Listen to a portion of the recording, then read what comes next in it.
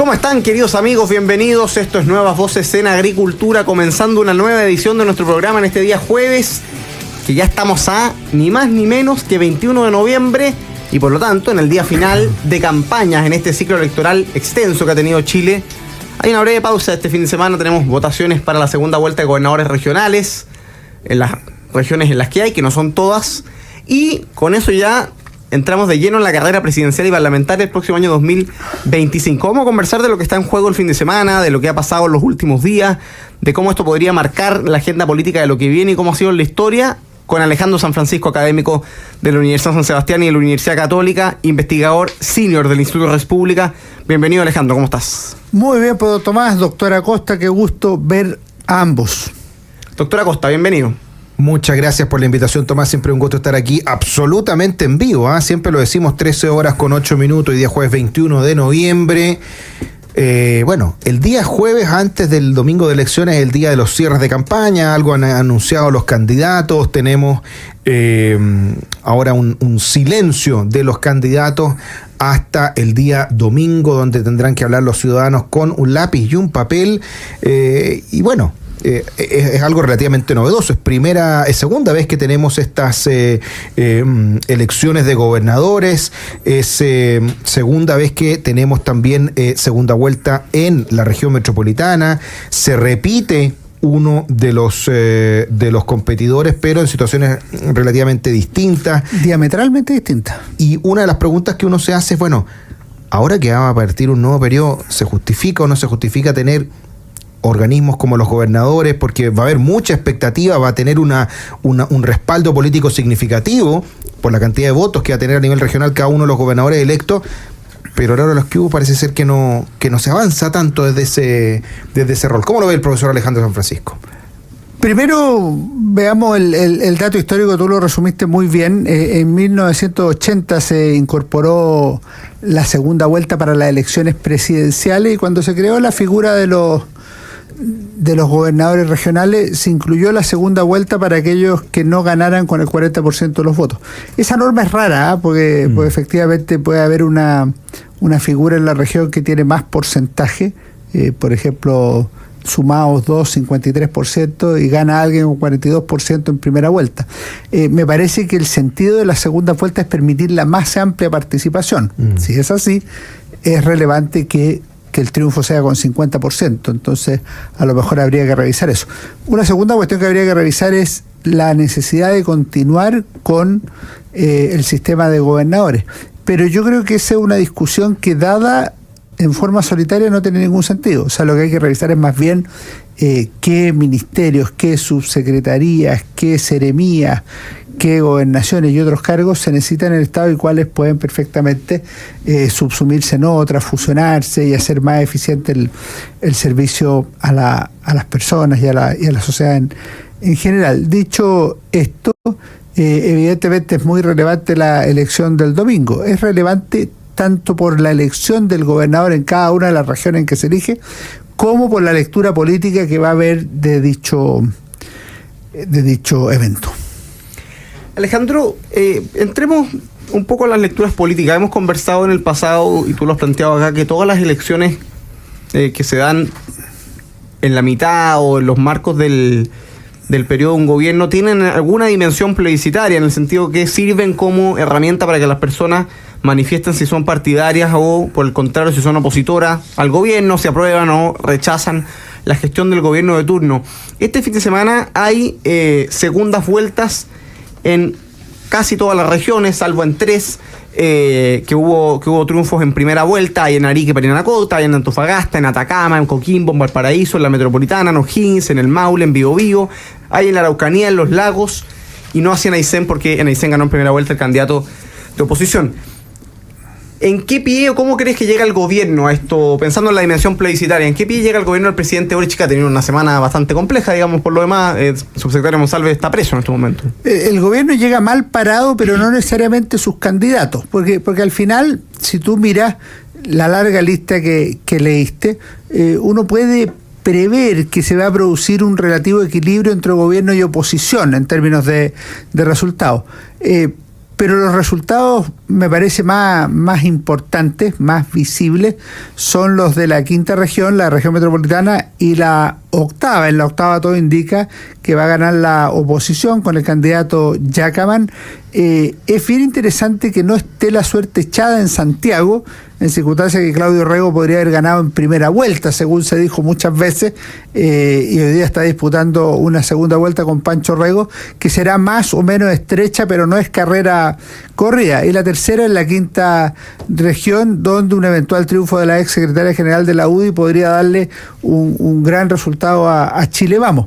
Pero la derrota, evidentemente, tiene la lectura contraria. Ahora, las elecciones de medio periodo tienen una dimensión plebiscitaria, o sea, hay una evaluación al gobierno, pero si quieren conversamos después del caso específico de Santiago, tienen también una lectura local o dependiendo de los candidatos. Para decirlo claramente en la actualidad, no es lo mismo un candidato del Frente Amplio o del Partido Comunista, como en la cuarta región o en otro lado, que un candidato que no es ni del Frente Amplio ni del Partido Comunista, sea de quien sea, demócrata cristiano, independiente demócrata cristiano, como Claudio Rego, u otra fórmula. Y en eso se difumina un poco el aspecto plebiscitario de la elección. Profesor San Francisco, a propósito de las segundas vueltas, vamos a hacer algún poquito de historia. Hemos tenido historias de segundas vueltas bastante interesantes. De hecho, no todas las elecciones presidenciales del 90 en adelante tuvieron segunda vuelta. Las dos primeras no tuvieron segunda vuelta y después de ahí en adelante solo hemos tenido segundas vueltas, digamos. Entonces también es interesante porque antes, cuando no había segunda vuelta, alguien podía sacar una mayoría, relativa, pero no necesariamente tenía la mayoría del apoyo ciudadano. Entonces podía estar en doble minoría, como decía usted también, por ejemplo, en la situación del año 70, cuando había minoría en el Congreso, había minoría en el... O el 58 en el caso de Jorge Alessandri. Claro. Incluso alguien podría agregar una tercera minoría después porque quedó en minoría social, después de producto de la ejecución del gobierno. Pero es interesante el hecho de que estas segundas vueltas marcan, ¿cierto?, una forma en que queda muy clara la posición, que toma el electorado. Y obviamente a un año prácticamente de las elecciones presidenciales y de las elecciones parlamentarias también van a querer ser interpretadas como una especie de evaluación de las perspectivas que hay para el año que viene. Frente a eso también han habido otros que han dicho, no, mira, aquí la mejor elección fue la municipal, es la que ha sido más predictiva y por lo tanto lo que pasó en la municipal no se va a ver teñido por esto de las elecciones de segunda vuelta. Yo creo que todo vale, o sea, en esto, sí, la elección municipal dijo mucho a nivel de alcaldes, dijo mucho a nivel de concejales, pero a mí me parece que una elección a la que se le ha dado menos importancia también la tiene, como son las de consejeros regionales, y se suma el resultado de lo que ocurra este domingo en las de gobernadores. Por ejemplo, en un estudio que hizo el Instituto Res Pública se muestra una primacía de consejeros regionales de la oposición en distintos lados, lo que prueba la tesis que hemos discutido acá, que en los organismos colegiados donde se aplica el sistema DONT, ciertamente es importante que haya una oferta electoral más amplia, que haya buenos candidatos, que haya disputa electoral y bueno, serán elegidos más personas. El caso emblemático, por ejemplo, es de Santiago. Chile Vamos recuperó respecto a la elección anterior, hoy día tiene 4 concejales.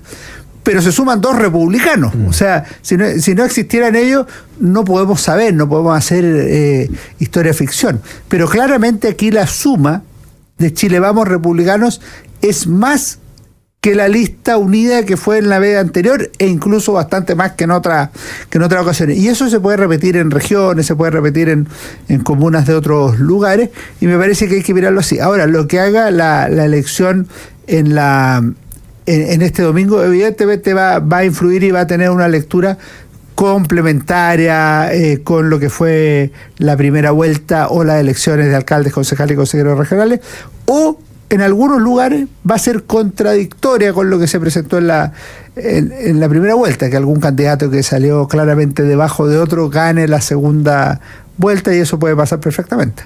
Estamos de acuerdo en el panel, lo pongo como, pero estamos de acuerdo que esta es una segunda vuelta fome, en el sentido que ambiente electoral, o sea, si ya había poco para las elecciones pasadas, para la primera vuelta y las elecciones, la cuádruple elección que vivimos, hoy día prácticamente no hay mucha noción de que hay que ir a votar el domingo. Yo creo que eso tiene que ver con dos. Primero, estamos de acuerdo. Yo, por lo menos, el doctor Acosta, no sé si está de acuerdo. Estamos de acuerdo. Estamos de acuerdo. Segundo, yo creo que eso va a ser cada vez más repetido en función de la importancia de las elecciones. Y cuando tú tuviste tantas elecciones constituyentes de importancia decreciente, evidentemente se va perdiendo el interés, la toma de posiciones y la repetición de programas políticos atractivos, cosa que no ocurría, por ejemplo, en una primera etapa de este gran ciclo electoral, que me parece a mí que se cierra el próximo año con la elección presidencial y parlamentaria que corresponde. No se cierra hoy, a mí me parece que todavía falta un poco para eso. Va a ocurrir siempre que haya un sinsentido de elecciones, una repetición tan abierta, y a mí me parece que eso conspira contra el interés, conspira contra la información, contra la nitidez de la presentación de los candidatos, aunque ellos siempre procuran mostrarse de la mejor manera posible. Ahora, como el voto es obligatorio, no hay que olvidarlo, ¿cierto? Vamos a tener voto obligatorio o no este día domingo, y también los vamos a estar acompañando en Agricultura todo el día, y especialmente en Nuevas Voces desde las 4 hasta las 6 de la tarde este día domingo. Hay que ir a votar. Probablemente la participación sea similar a la de hace un mes atrás, quizás un poco menos, pero la gran pregunta va a ser, bueno, ¿cómo va a ir los nulos? ¿Cómo van a estar el voto de rechazo, digamos, al hecho de tener que ir a votar, los nulos, los blancos? Porque vimos que en las elecciones que fueron paralelas, ¿cierto?, en octubre, teníamos por un lado muy poco voto nulo para los alcaldes, un poquitito más para los concejales y ya casi harto voto nulo para los cores. No me acuerdo si los gobernadores regionales están con menos nulo a uno, estaban entre medio de alguno de los anteriores, pero mostraba cómo cada vez que había una menor conexión con el, digamos, candidato a elegir, también había más disposición a decir, me da lo mismo, voto nulo. Sí, yo creo que hay dos tipos de nulo para este tipo de elecciones, y habrá que verlo. Uno es lo que podríamos llamar el nulo de hastío, de aburrimiento, de hartazgo con los procesos electorales, que de alguna manera estuvo reflejado en la primera vuelta. O sea, mire, esta elección no me interesa mayormente, voy a votar porque es obligatorio, entonces es un voto nulo o blanco. Esa sería una primera. El segundo es un voto que podríamos llamar un nulo ideológico. ¿Qué significa esto? Que si los candidatos son alguien de derecha y alguien del Frente Amplio del Partido Comunista, un sector eventualmente centrista diga, mira, yo aquí no me la juego, no me hagan cruzar ese Rubicón, yo está bien por en primera vuelta, pero en segunda vuelta no me pronuncio.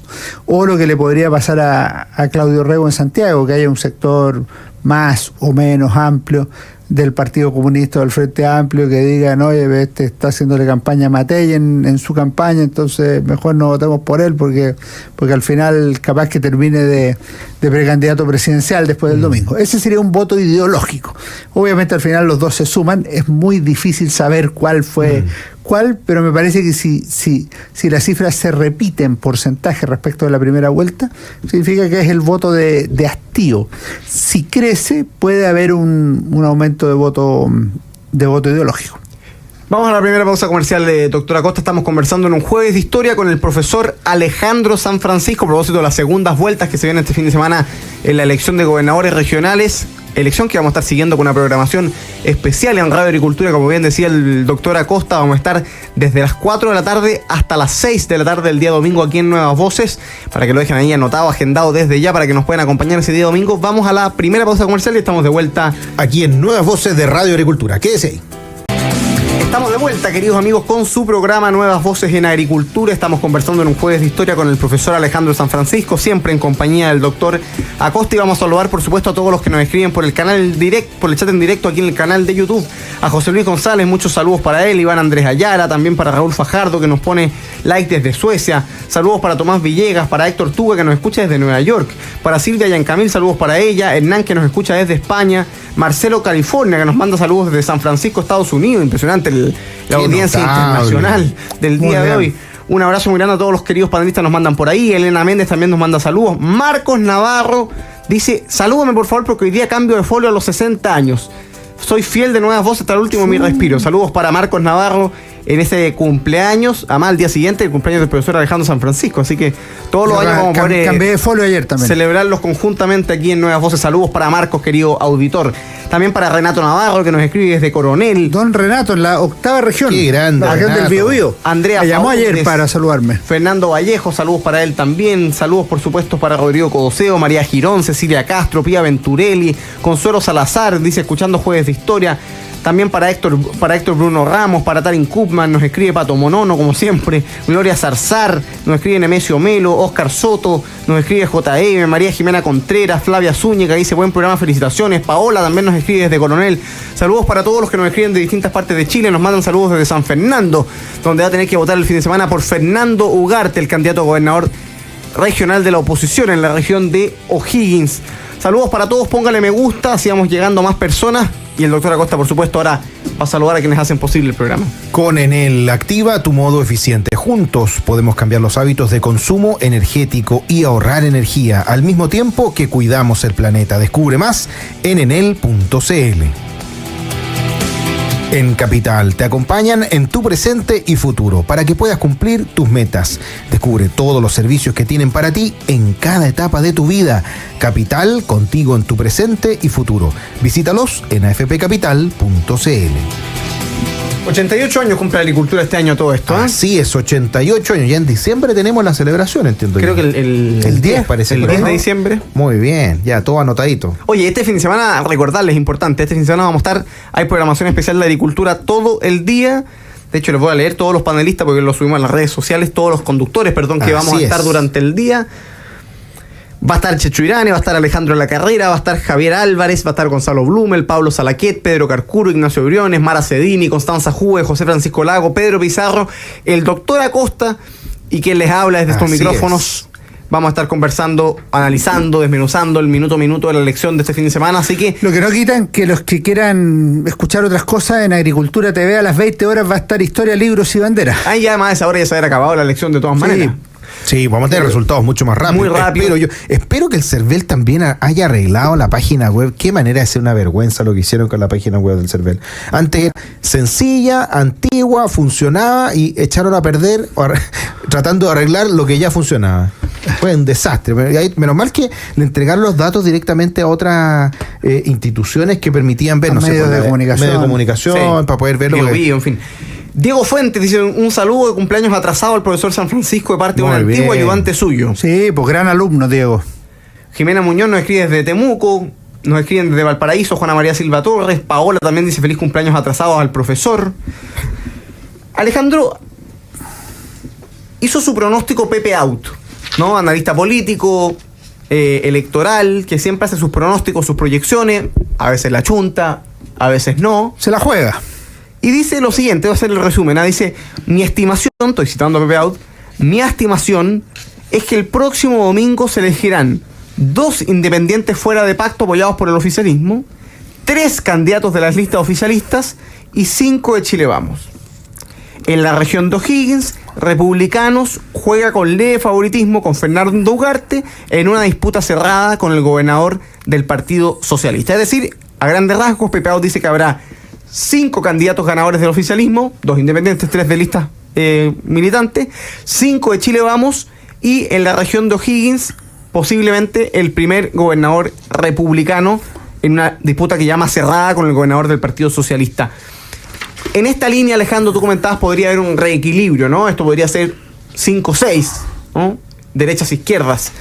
¿Cómo te parece que queda el tablero si estos fuesen los resultados del fin de semana? Si fuera así, es un triunfo notable de la oposición o de las oposiciones al gobierno del presidente Gabriel Boric. En cualquier lugar en que se den, en algunos casos puede significar un cambio de giro histórico, por ejemplo, en la cuarta región, donde podría ganar el candidato de Chile Vamos, que se enfrenta a un candidato del Partido Comunista. Y eso, Pepe Out dice que tiene más posibilidades el candidato opositor.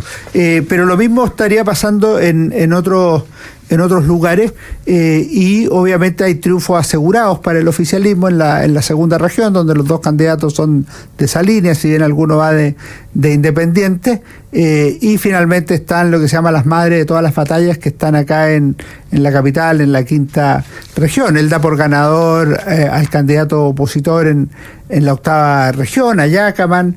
Entonces hay lectura para los dos lados. Lo que sí es que hay algunas que están muy estrechas, entonces evidentemente no se la puede jugar y queda abierto. Pero eso sería un gran triunfo para la oposición, considerando que la oposición tenía un gobernador al cual PPA lo da por derrotado el domingo, que dice que va a ser muy difícil que logre ser reelegido, y en otros casos habría un crecimiento sustancial de la oposición. Se esperaba el crecimiento obvio, porque tenía uno, y los equilibrios políticos en el país son distintos. Pero ese resultado tal cual ha sido señalado, significa que la oposición va a pasar a controlar 5, 6, 7 eventualmente regiones del país. Es interesante ese análisis porque también van a haber algunos que van a tratar de mostrar y decir, no, en la mayoría de las regiones, si se cumple esa proyección, en la mayoría de las regiones va a haber un gobernador del oficialismo y no un gobernador de oposición. Incluso algunos decían que probablemente quedaron un empate, 8 y 8 de las 16 regiones, hubiera 8 de oficialismo, 8 de oposición. Pero aquí hay que comparar siempre peras con peras, y no peras con manzanas. Eso vale siempre. Y por lo tanto hay que compararlo con cómo estaba antes la gobernación y cómo está ahora. Y evidentemente ahí, incluso en los pronósticos más digamos, expectantes del gobierno, saben que van a haber varias regiones que se van a perder y eso va a reflejar de alguna manera también una situación más real de lo que estaba pasando ahora, de lo que sucedió en la elección anterior, porque no hay que olvidar que estos gobernadores se eligieron también en el contexto de la elección de la convención, donde tuvimos el peor resultado histórico de la derecha, al menos desde el retorno a la democracia, y hay que llegar a 1900, a la década del 50, creo yo, o el 60. No, 60. La elección del 65, conservadores y liberales les fue peor.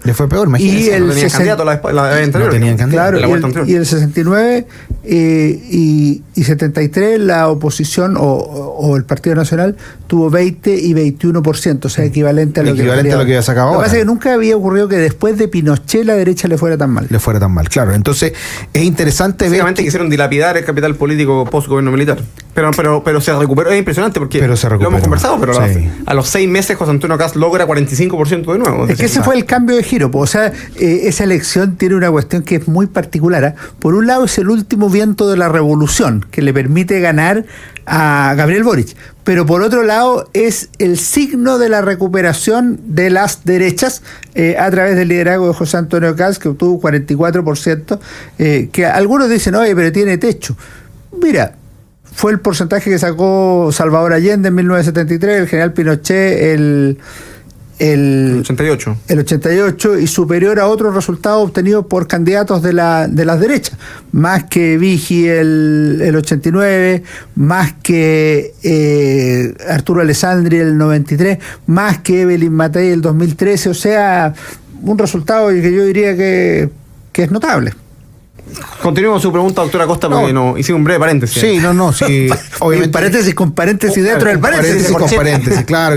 No, si mi pregunta iba en el sentido del equilibrio de fuerza, porque hay muchos que dicen que las elecciones no se ganan ni se pierden, sino que solamente se explican, y algunos van a querer decir eso, o sea, decir, mira, no, al final aquí sigue siendo una mayoría social de personas, van a empezar con esta cuestión de las poblaciones gobernadas, que yo creo que es bastante deshonesto intelectualmente, porque es como usar el modelo gringo para analizar las elecciones chilenas, que no tiene nada que ver. Aquí no es que el que saca un voto más se gana a todos los representantes electorales, no, se gana un porcentaje que efectivamente votó por él y otro que no, digamos, y así como algunos, como usted mencionaba, Alejandro San Francisco, pensaban al principio que, por ejemplo, en Santiago era una posibilidad que ganara Claudio Rego en primera vuelta. Bueno, resulta que eso no pasó, y resulta que todos esperan una elección reñida el fin de semana y que va a ser voto a voto. Entonces, también es interesante ver que cómo se van preparando las explicaciones de lo que podríamos ver el domingo. Yo creo que no van a faltar los que van a decir, mira, aquí estamos más o menos empatados con una leve orientación, podrían decir algunos hacia el oficialismo, pero no es la forma correcta de leerlo. Creo yo que, o sea, hay que hacer los énfasis de cómo evolucionó la elección, porque si no, si se quedan con esa lectura errónea, yo creo que también les va a costar el año que viene, digamos. Yo creo que son dos cosas. Primero, en materia de explicaciones, todos van a ganar el domingo. Todos van a ganar de alguna manera y todos van a decir, mira, logramos esto, logramos lo otro, logramos lo demás allá. Y eso hay que esperarlo. Y es lógico porque es la tarea de los partidos, amortiguar los golpes, en relevar los triunfos. Lo segundo es la realidad. ¿Qué se mide en realidad? Primero, número de votos. O sea, efectivamente hay una lectura de número de votos. Pues tú puedes decir, oye, los candidatos del oficialismo obtuvieron 10 y los de la oposición 9. Eso es una victoria. O sea, hay una cantidad de gente que está dispuesta a votar por candidato del oficialismo. Si al revés, es una derrota para el gobierno porque hay más gente que está dispuesta a votar por un candidato opositor que por uno bueno. Luego, el efecto práctico de eso. Porque por ejemplo, en el número de votos. Imagínate que Claudio Rego, en un hito electoral, ganara por, da los mismos, 600.000 votos. Y en todas las demás regiones, salvo en la segunda, ganara la oposición. En cantidad de votos va a ganar el gobierno, porque Santiago es demasiado determinante en la elección nacional. Pero las caras van a ser muy claras, pues. Las regiones de Chile están gobernadas por la oposición. Entonces, esa es una cosa que vale la cantidad de votos, pero tiene ese pero que hay que anotarle. Entonces, ¿cuál es lo segundo que se mide? ¿Cuántos gobernadores elige? Si no tiene más que eso, ¿cuántos gobernadores elige? Tú puedes ponerle lo que quieras, oye, la población de Copiapó es menor que la de Concepción, la población de no sé dónde es menor que la de no sé dónde. Bueno, ¿cuántos gobernadores elige? Eso es lo que se va a medir ese día. Por ende, tú vas a tener gente trabajando en el servicio público, generando equipos de trabajo y otro tipo de cosas. Y yo me diría una tercera cosa que ya está medida. ¿Cuál es la correlación de fuerza entre el gobernador y su consejo regional? Sus consejeros regionales. Entonces, hay que verlos. Pues, y yo creo que esa es una pega por ejemplo, Claudio Rego en la metropolitana, si gana, va a tener mayoría del consejo en contra. Correcto. Pero a mí me parece que esa es una decisión que es clave. Lo que pasa es que Claudio Rego tiene una posición que es más expectante de una victoria, pero que tiene tres dificultades grandes. La primera, el consejo en contra.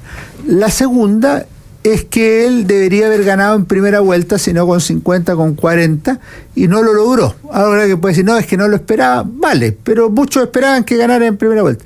Y en tercero, es esta confusión que se produce de que hace 3 años ganó con los votos de la derecha a una candidata de la izquierda. Hoy tiene que pedir los votos de la izquierda para ganarle un candidato de derecha, como es Pancho Rego. Y eso es un problema, porque yo creo que en alguna medida tiene sentido que él se plantee como independiente, como una persona con capacidad de gestión y que puede trabajar con distintos grupos. Eso es algo que ha hecho toda la vida Claudio Rego.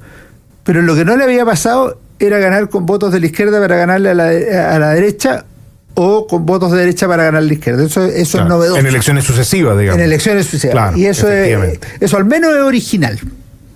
Vamos a la última pausa comercial. Estamos con Alejandro San Francisco en este jueves de historia, conversando aquí en Nuevas Voces, llegando ya a los 100 me gusta para todos los que nos están escuchando en el canal de YouTube. Póngale me gusta, así vamos llegando cada día más personas. Y si nos está escuchando en el auto, en la casa, por supuesto en el trabajo, y nos quiere seguir en nuestras redes sociales, @vocesporchile, @vocesporchile. Nos puede seguir en Instagram, nos puede seguir en TikTok, nos puede seguir en Twitter, y por supuesto ir viendo lo mejor del contenido del programa Nuevas Voces y de otros programas de gente joven promoviendo las ideas de un Chile más libre. Vamos y volvemos, doctor. Aquí en Nuevas Voces de Radio Agricultura. Quédese ahí.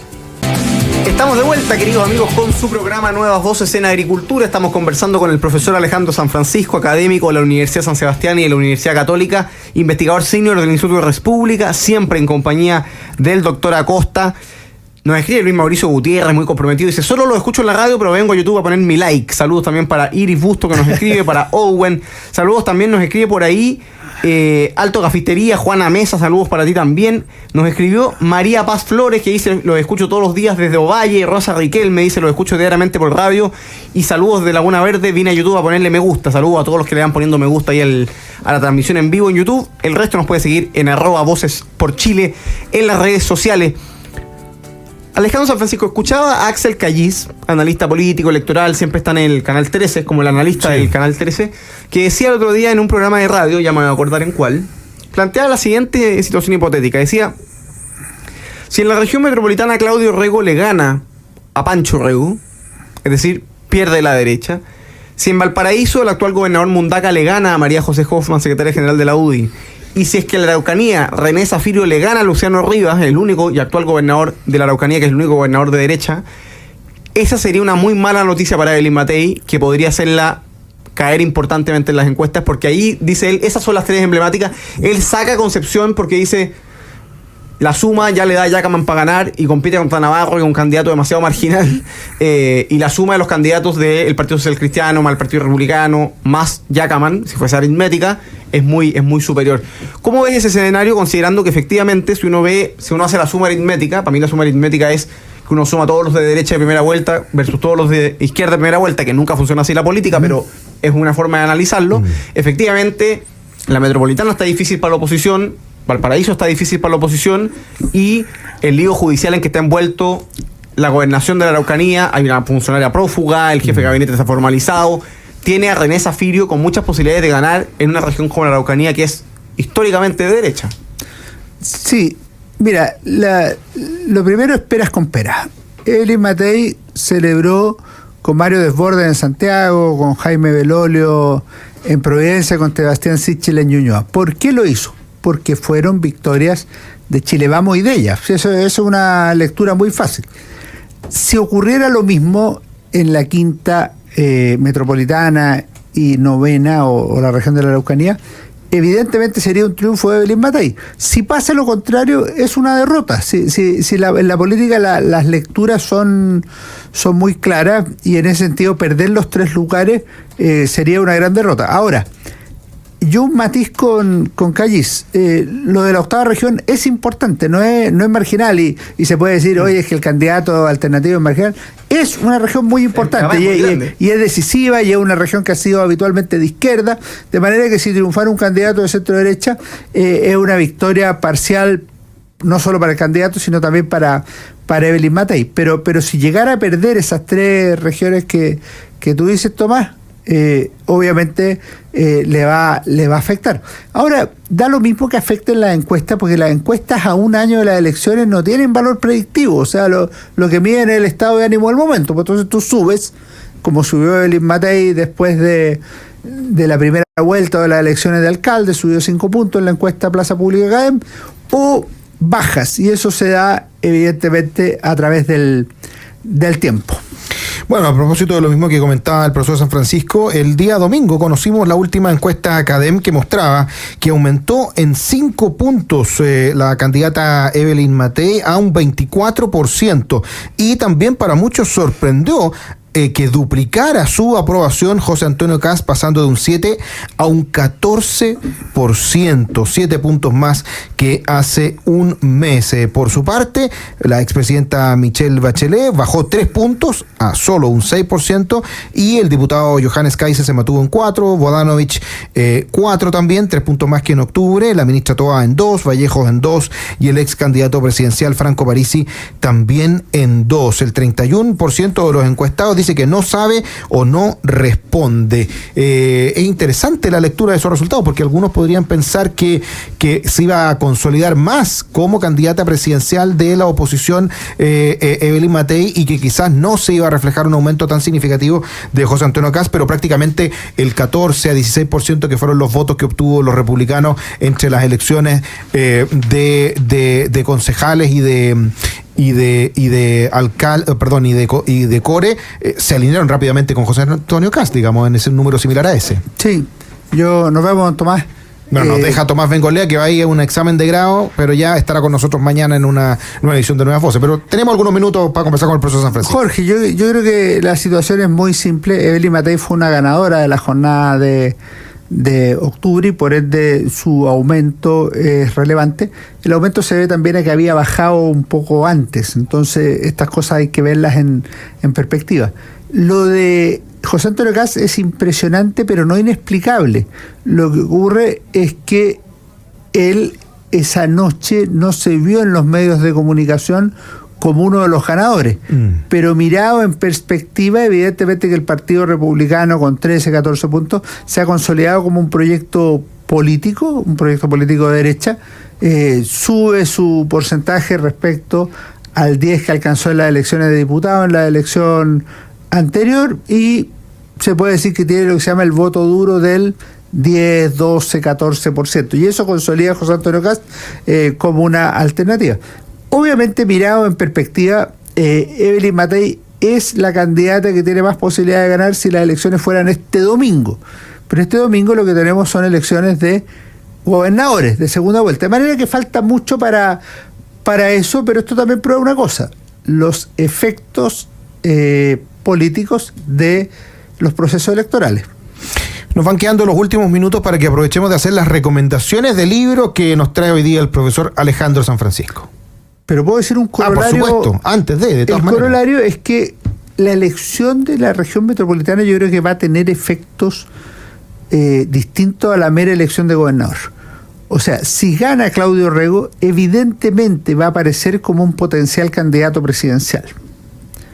Si gana Francisco Rego, va a ser el golpe político más grande de los últimos años y la consolidación de un liderazgo joven. Si Claudio Rego le gana a Francisco Rego y Francisco Rego obtiene el 40, el 42, el 44%, se levanta de inmediato como una figura de las más relevantes de las derechas, en un partido que hoy no las tiene, como es Renovación Nacional. Me refiero de carácter presidenciable, o para disputar eventualmente una senaturía. Entonces, yo creo que cambia el escenario político la elección del domingo en Santiago. Va a ser interesante lo que vamos a ver el domingo, sin efectivamente.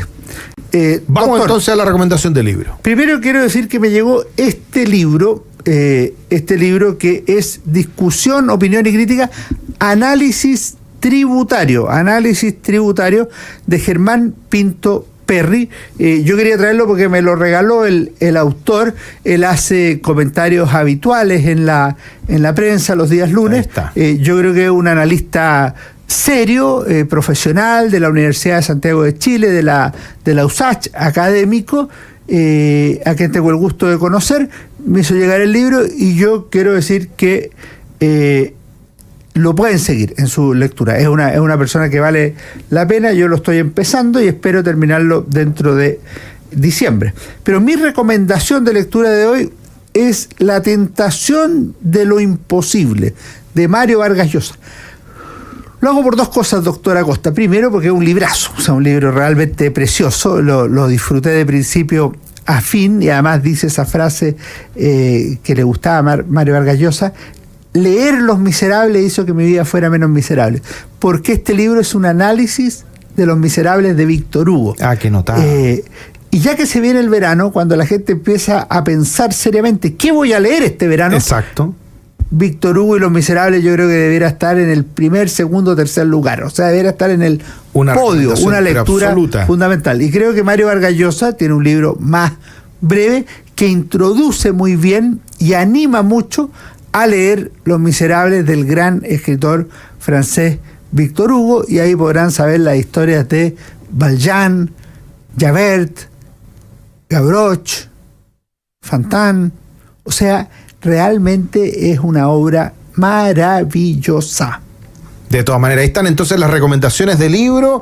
Mario Vargas Llosa, La tentación de lo imposible, editorial Alfaguara, y también También análisis tributario, discusión, opinión y crítica de Germán Pinto Perry. Quiero agradecerle. Para agradecerlo ese. Para agradecerlo. Quiero recomendarle muchísimo, agradecerle mucho también al profesor Alejandro San Francisco por habernos acompañado el día de hoy en nuestra edición de Historia Libre de Bandera. Está buena esa que hay el domingo. Nuestra edición de Jueves de Historia aquí en Nuevas Voces. Y además agradecerle a usted por habernos acompañado el día de hoy. Ya viene Deportes en Agricultura. Usted quédese porque ya viene Deportes en Agricultura. Y mañana nos encontramos de nuevo a la 1 de la tarde en una última edición de la semana hábil. Pero recuerden que el día domingo nos encontramos de nuevo entre 4 y 6 en la edición especial de Nuevas Voces. Que esté muy bien, nos vemos mañana. Chao, chao.